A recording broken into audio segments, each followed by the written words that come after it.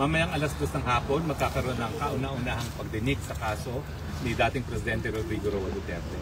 Ang mangyayari dito ay sasabihin lang siya kung ano yung kaso laban sa kanya, sisiguraduhin na naintindihan niya yung kaso niya at anong mga karapatan niya. Yun lamang.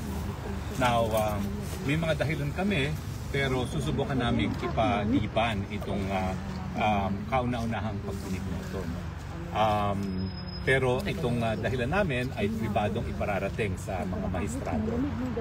Sa ngayon, ay iisa pa lang ang na-recognize na lawyer, si Attorney Medialdea, no, dahil siya ngayong kasama.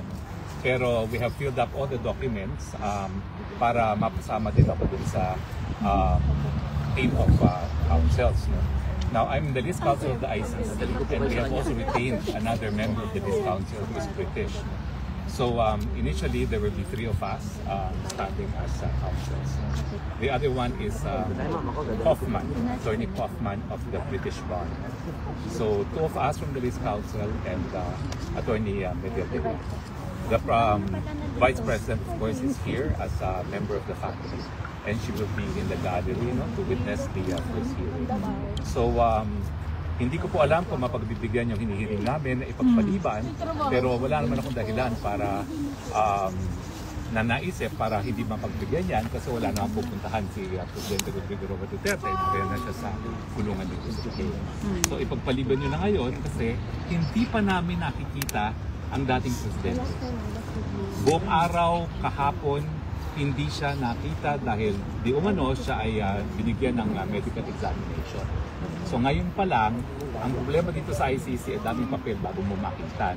So we have just submitted the form to visit him para hindi naman kauna-unang beses makikita sila ni Vice President dito sa hukuman. Ako, I feel strongly that before the hearing, not only I should be able to have access to him as a member of the list counsel of the court, but the family should have access to him.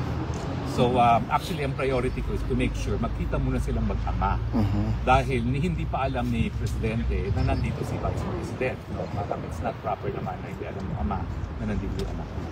So I'm more or less attending on this first day of hearing, a family matter. I want them to see each other outside of the court first so they can have a private. Attorney, what do you call the postponement? Is there a legal term for that? Wala naman. It's the same. Alam mo yun, the procedure is similar to Philippine procedure. Ang difference lang is before it arraignment and before it goes to proper trial, meron tinatawag na confirmation of charges. And in the confirmation of charges, they will establish that there really is probable cause and that there really is jurisdiction.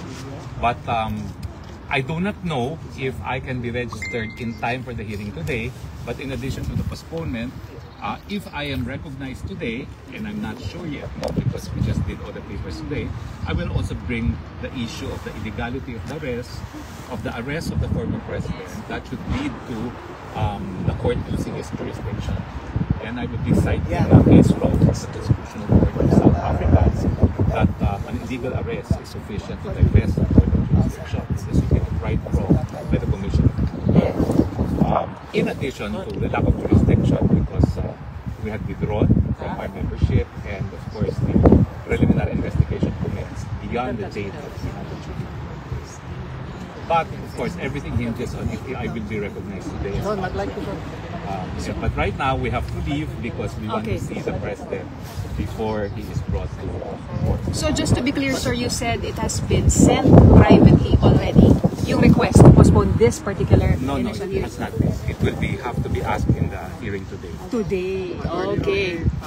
Paano po pag hindi po na pagbibigyan ng Sir, i-repeat ko sa'yo, ano po ang next plan ninyo?